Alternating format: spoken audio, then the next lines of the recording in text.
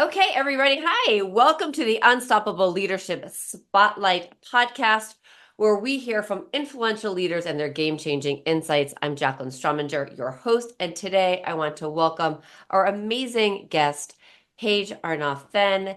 So, a little background on Paige. She is the founder and CEO of Mavens and Moguls, a global branding and digital marketing firm whose clients range from the early startup stage, Fortune 500 companies, including Colgate, Virgin, great company, Microsoft, the New York Times Company. She was formerly the VP marketing of Zipcar, VP of marketing at Inc. And prior to that, she held a title of SVP of marketing at Launch Media, which was an internet startup that also was later sold to Yahoo.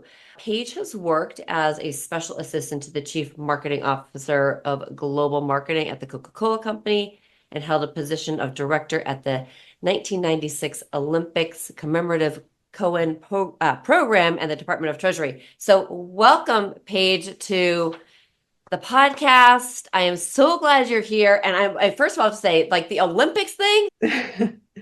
Thank you, Jaclyn, for having me. That Olympic job was my absolute favorite job before starting my own company.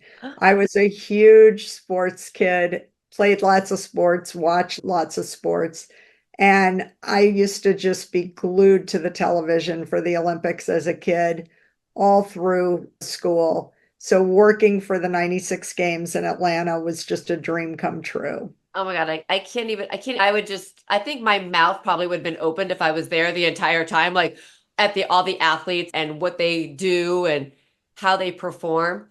So before we because I have a question about the Olympics, but I'd love to hear your story on your rise to leadership and how leadership came in, how you came into being the leader that you are right now.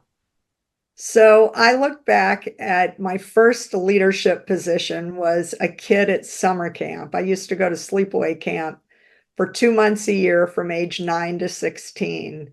And my first summer at camp, I was voted to be the manager of my team. And the second summer at camp, I was the team captain. Ooh. And that was my very first experience as a leader. And my dad and both my grandfathers were business leaders. And I always saw myself doing a career in business. But I think that first kind of taste of leadership as a kid at sports camp, I was hooked. So I ran for class office. I was class president many times as a kid. And in high school, I was the treasurer of my class. I always saw myself as a leader and future leader. I went back to business school and started at the very bottom of the food chain in corporate America and slowly worked my way up. And 23 years ago, I hung out a shingle and started my own firm. And as you said, I'm the founder and CEO of a business that I'm incredibly passionate about. I joke that I'm like the accidental entrepreneur because I never thought I would start a company. I always wanted to go run a big company like my dad and my grandfathers. Yeah. When I look at leaders like Meg Whitman and Ursula Burns, when I was working at Procter and Gamble and Coca-Cola, I saw myself rising through the ranks and ultimately leading a big Fortune 500 company like that.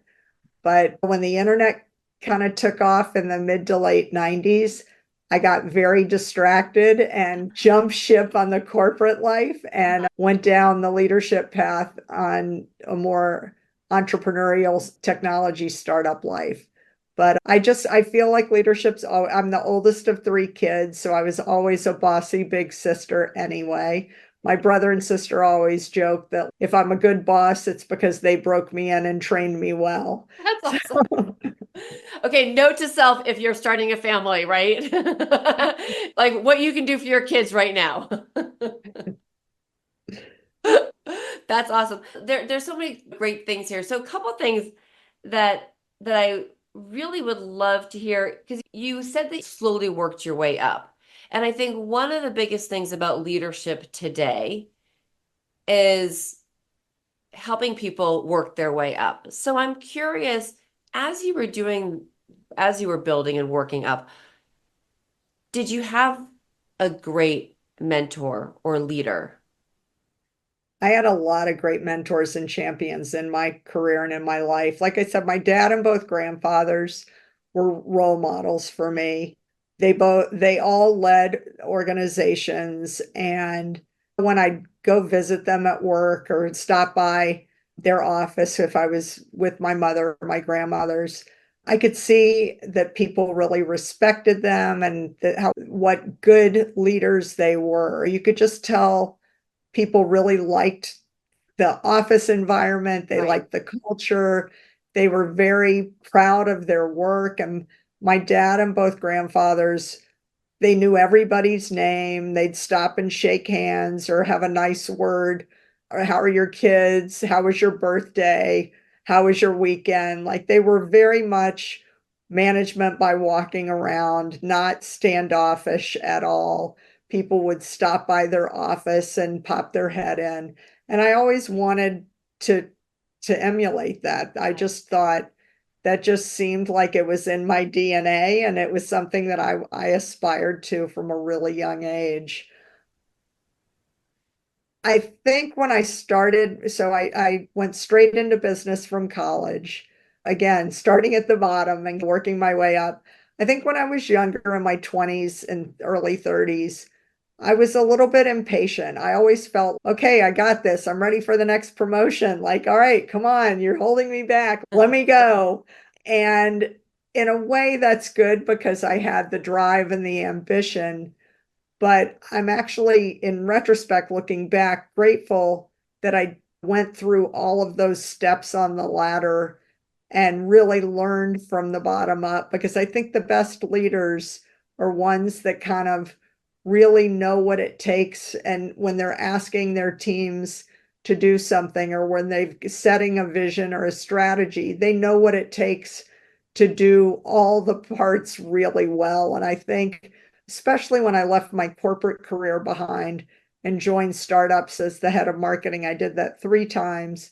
And having started my marketing career in corporate America, P&G and Coca-Cola were very good training and development opportunities. They really invested in their people and sent you to a lot of professional development courses and classes.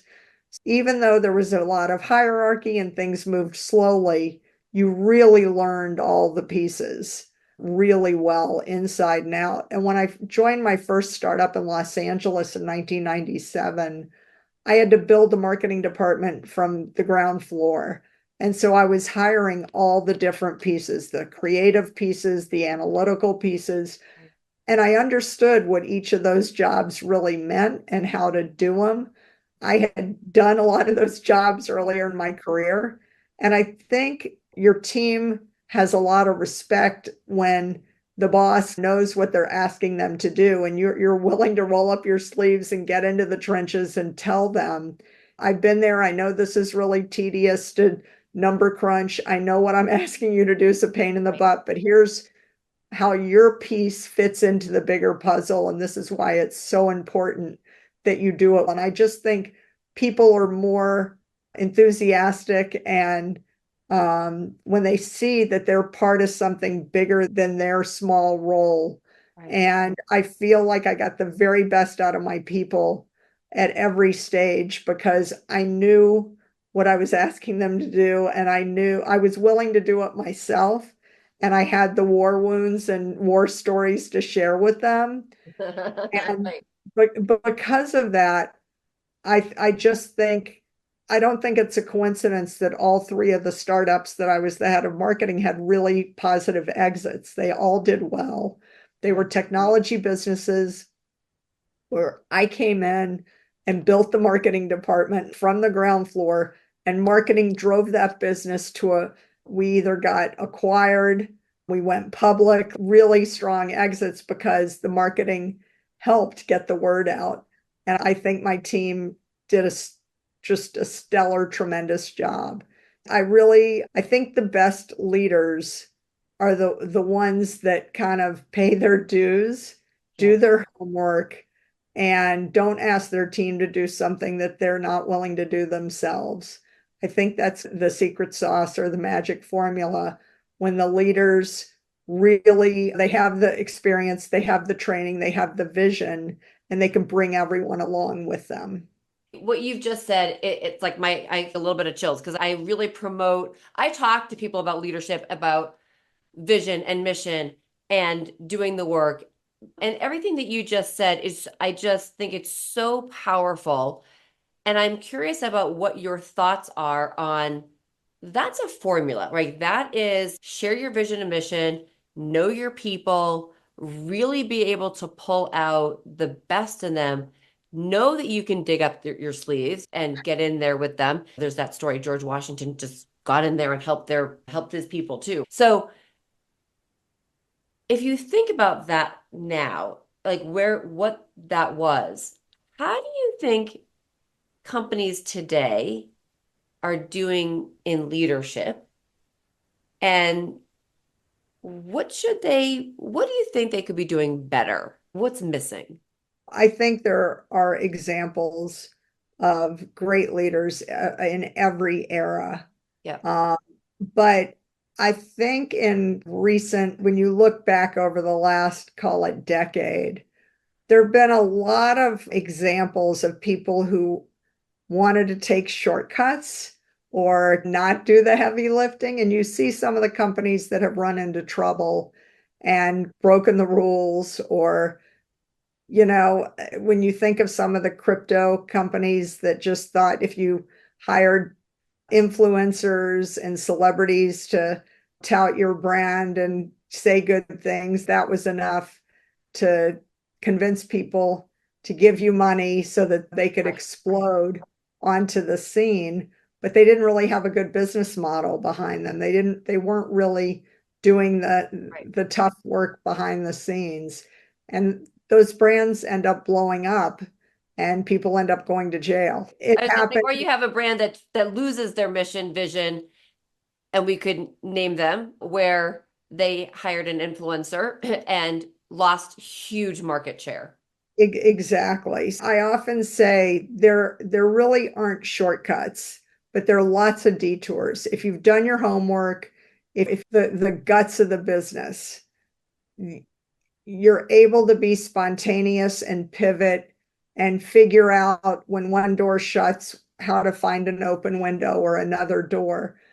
But if you're not doing the work from the ground floor in every step of the way, there just aren't shortcuts to success. And it's not just in business, whether you're talking the Oscar, the Grammy, the Olympic gold medal, people train for years and years to get to that level.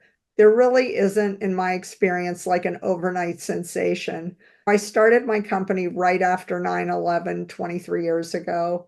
And I always laugh when people say the first 3 years of our business, we really hit the ground running and we got a lot of high profile clients and we hit over 1 million in revenue. It was like a really steep fasten your Right. seatbelt situation. And Harvard Business School wrote 2 cases on our company as a model of success.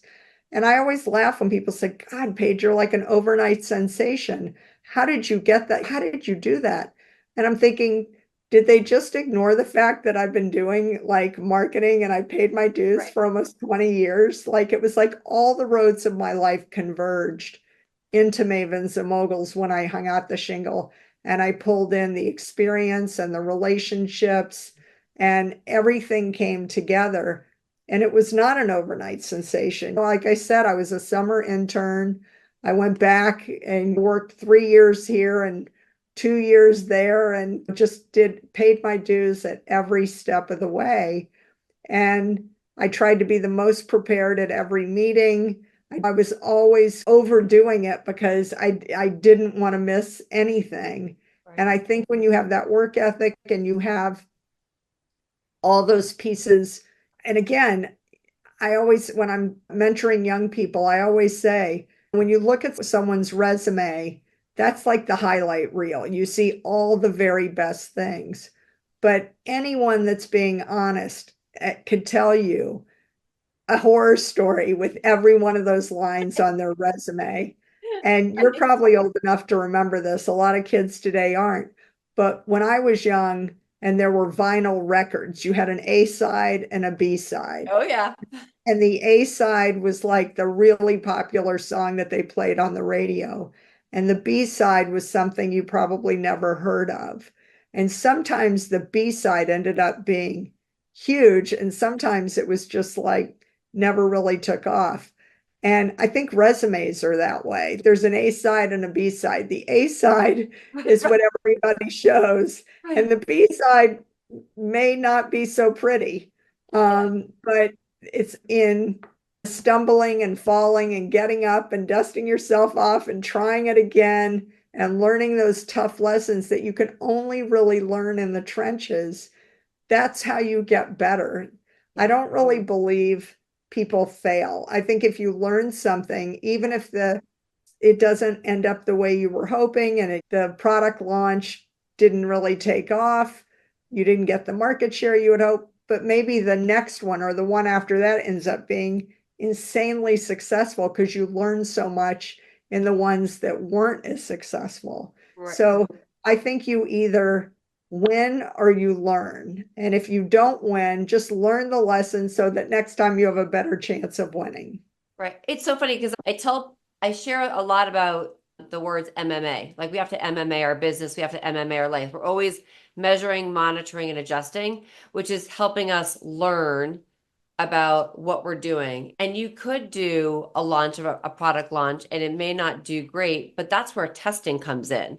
Like sometimes I think people forget about the testing part. I come from a background of direct marketing and you always had a package, and if you were trying something new, you went out and saying, okay, here's what we had before.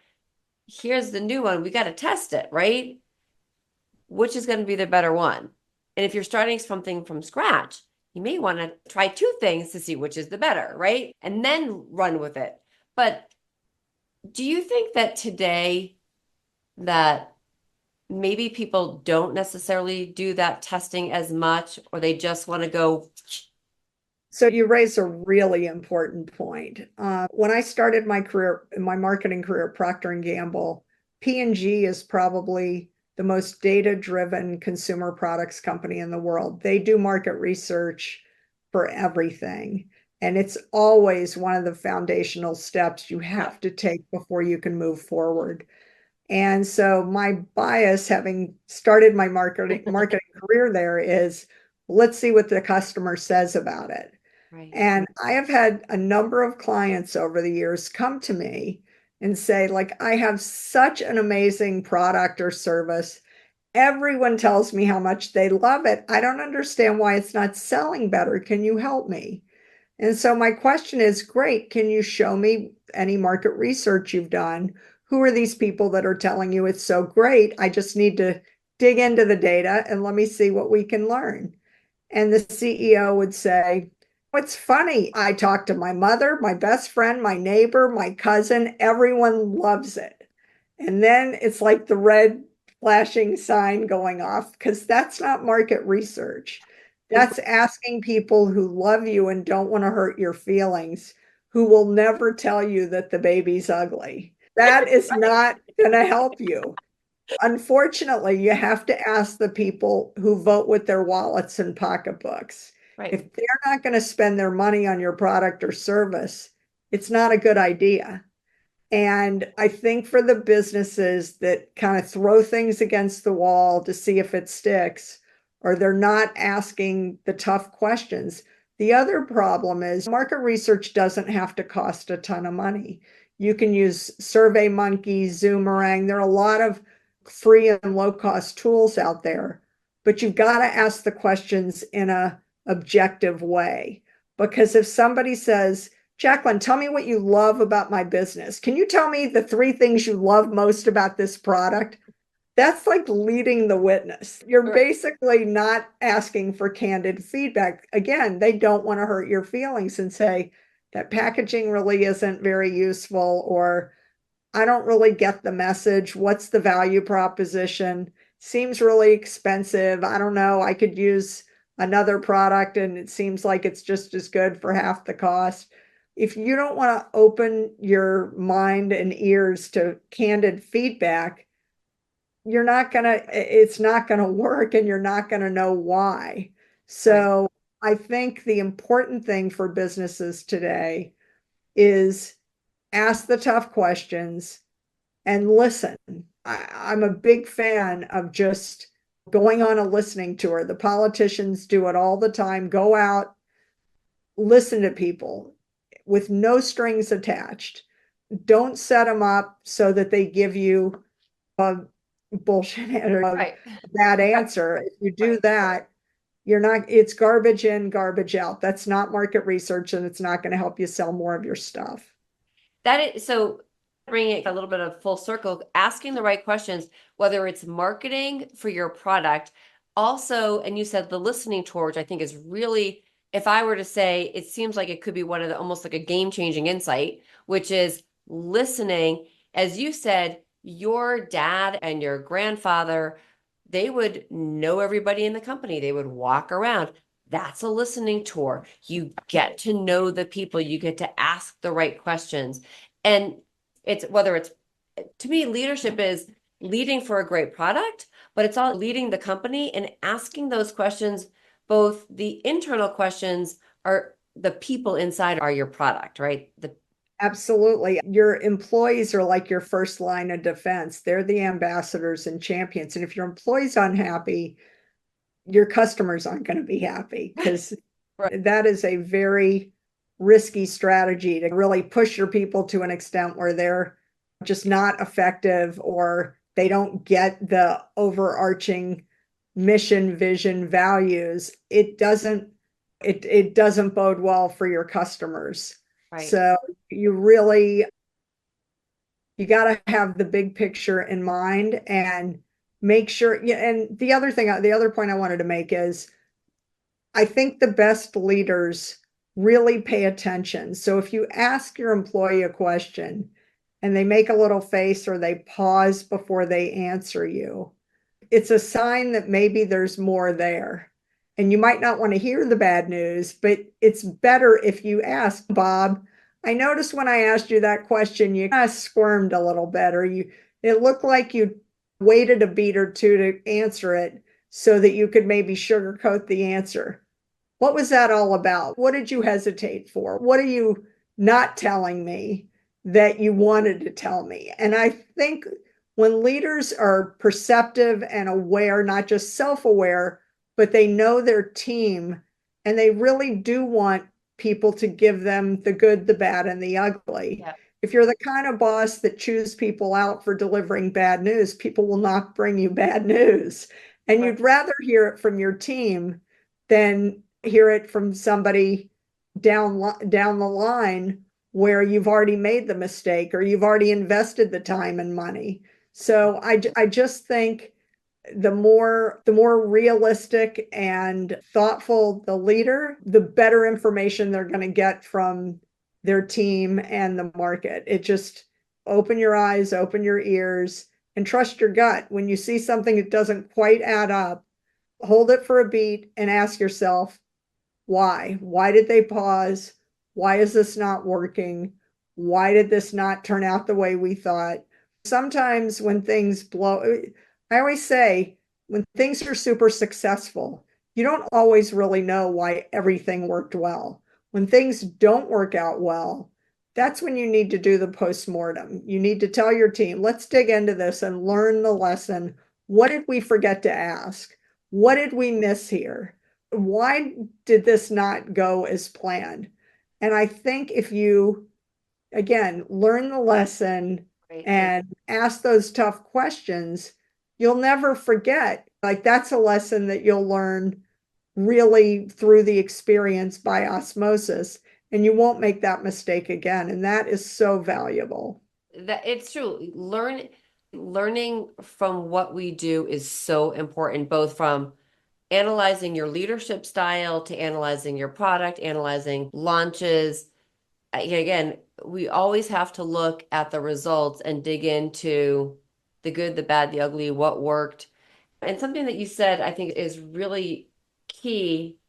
And I want to bring this back a little bit, but you said asking people to having the leader dig into the people to get the truth out so that you can create an open and honest, both working relationship.